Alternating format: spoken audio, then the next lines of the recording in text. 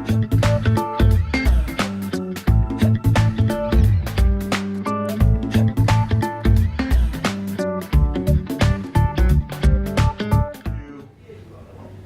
guys, how are you? Pretty good. Good. I'm coming into the barber shop to talk to you guys about a very important subject. Have you guys ever heard of diabetes? Yes. Yeah. Do you guys know anybody that has it? Yes. You do? Okay, is it somebody close to you? My wife. Okay, so you know a little bit about it. Do you know exactly what it is and how it affects your body? I don't. Okay, well let me tell you. So, we're going to start with the basics. So, our stomach is about the size of our fist, right? So, when you're full, what does it feel like? When you eat a lot of food, what does your stomach feel like? Stuff.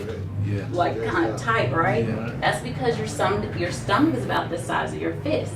And so everything that you eat goes in your stomach and it's stretching it, but you're not actually fed until you feed your cells. And you have cells in your head all the way down to your toes, and they're everywhere. So if I didn't feed the cells and the muscles in my brains, then I wouldn't be able to what? Think. Think, right. And if I didn't feed the cells and the bones and muscles in my legs, I wouldn't be able to what? Walk. So we feed our cells with something called glucose. Has anybody ever heard of glucose? Yeah, I heard of it. It's another word for blood sugar, and we get it from the foods that we eat, and our body produces it as well. And so the blood sugar goes into our cells, and then our cells are fed, and it uses it for energy. But if we don't have insulin, which is a hormone that our pancreas makes, then our cells can't be fed. Okay? Simple enough, right? Mm-hmm. Okay, so without insulin, the glucose can't get into the cells. And diabetes basically means that your insulin isn't working properly. So instead of getting that sugar into your cells, your sugar is just staying in your blood, and then it becomes toxic. So that's what diabetes is. So it doesn't have anything to do with eating too much sugar? No, Because that's what I hear all the time. That's actually a myth. However, eating sugar does affect your body. So if you're putting in excess sugar, that means your body is working harder and harder to make sure it's pushing out that insulin to get it into the cells. And so you could be insulin resistant for decades before it gets diagnosed as diabetes. So what happens is every time you're eating like a lot of sugar, your brain will tell your pancreas to produce more insulin. And so your insulin is rising and rising and rising over the years. And so it's producing more and more, but it stops working because it's overworked. And so that's when you get diagnosed as either pre-diabetic or having diabetes. Do you know the different types of diabetes? I don't. Okay. Is it like type 1 and type 2? Yeah, there's type 1, type 2, then there's pre-diabetes, and there's also gestational diabetes. I've heard of that one. So which type does your wife have? Type 1, I think. Type 1. Okay, and when was she diagnosed? Probably 5 years ago.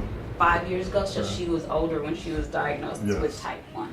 Okay, diabetes type 1 usually is diagnosed at juvenile or when they're at adolescent, because with type 1, you're not getting any insulin. So that sugar is just staying in your blood instead of getting to your cells. So in type 2, a lot of times, one of the risk factors is being older, because like I said, over time your insulin gets resistant depending on your lifestyle. Because also physical activity plays a large role in developing diabetes as well.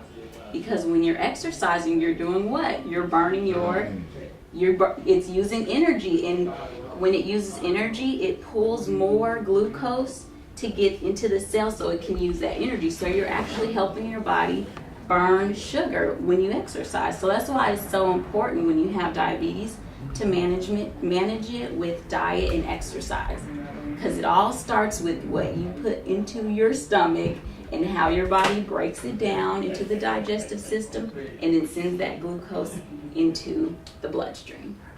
So, do any of you guys exercise? Sometimes.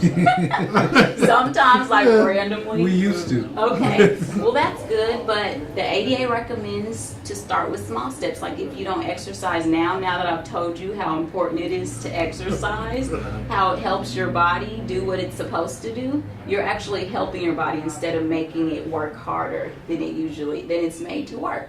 And so if you exercise just 5 days a week, 30 minutes a day. Just 5 days a week. I mean, just to start. This is the start. 5 days a week. Okay, so that's, your Monday through your Friday. And then after that, you just do 30 minutes a day. So you can break that into 10-minute sessions. Just take a 10-minute walk in the morning, 10-minute at lunch, and then maybe 10 minutes when you get home. Does that sound doable? Sounds doable. Absolutely. What are some of the symptoms?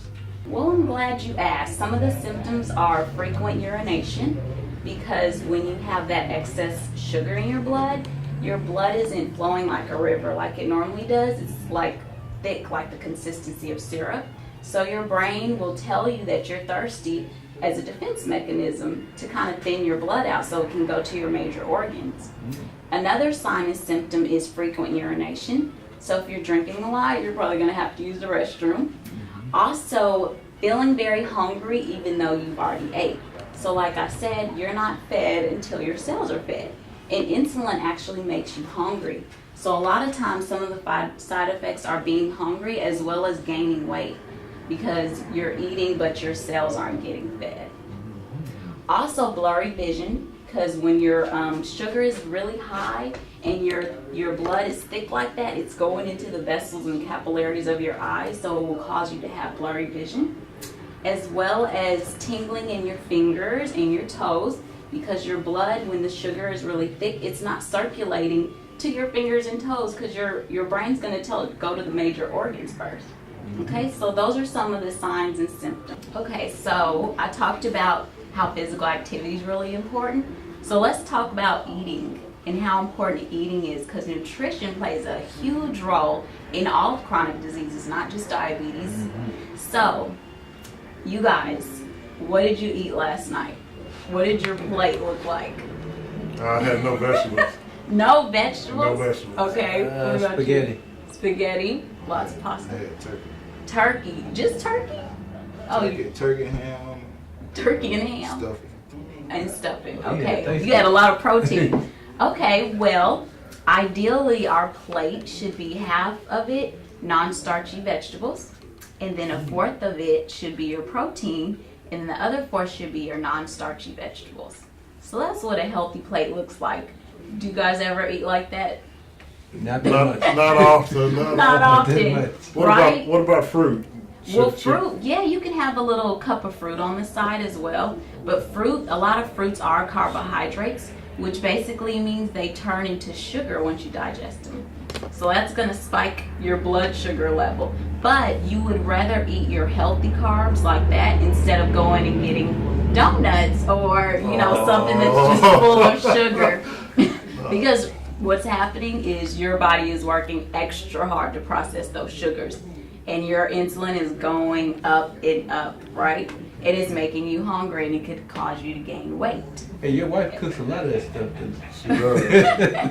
Absolutely. Yeah. On a consistent basis. Well, it's up to you to encourage her to eat healthy, because there's a lot of complications that come with diabetes, but it's actually a disease that you can manage through diet and exercise.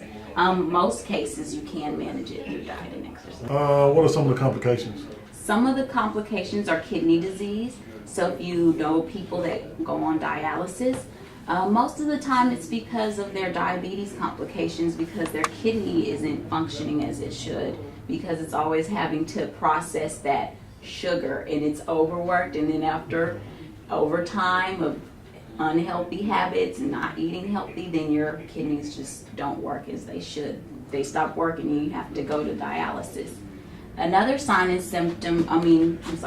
another complication is amputation. So that's when you lose your fingers or your toes or even a leg.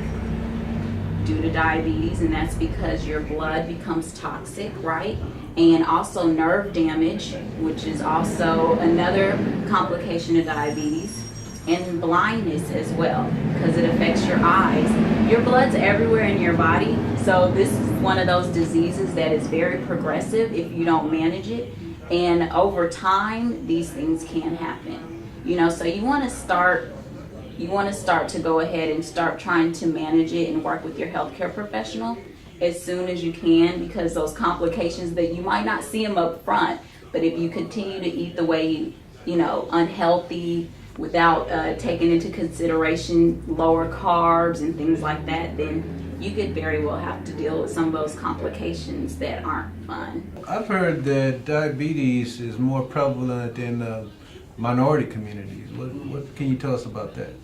Yeah, well, like I said, it's that tradition thing. It's because a lot of the foods that we prepare as African Americans, they just aren't healthy, because when we first came to this country, it was because we were slaves and we got the leftovers. And so we made that into some fabulous food that we love, but it's not that healthy for us. So we can actually reverse that, starting with the next generation, and teach them how to eat healthy and it still tastes good.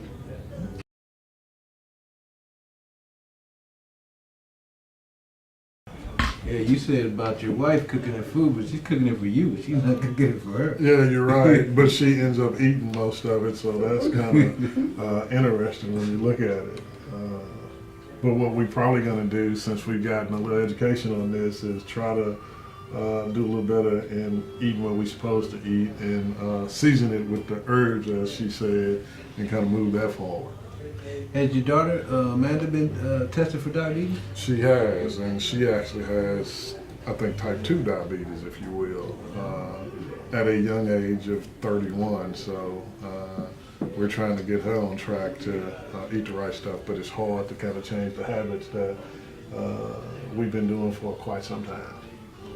Yeah, I hear them, they say it ain't just eating, it's exercising too. Yeah, well, drinking water, and I don't like water, I don't like exercise, and I don't like any of that, but because it's gonna extend our life, I guess I'm gonna have to take a look at it, and maybe we do some family things around that, whether it's the food, whether it's drinking the water, and the exercise, and so we'll see what happens with that over the next 6 months or whatever time frame. But we're probably going to have to get through Thanksgiving and eat some of that good Thanksgiving food first, and then after that we'll take a look at doing the right thing, if you will. I'm gonna give me one of them patty pies.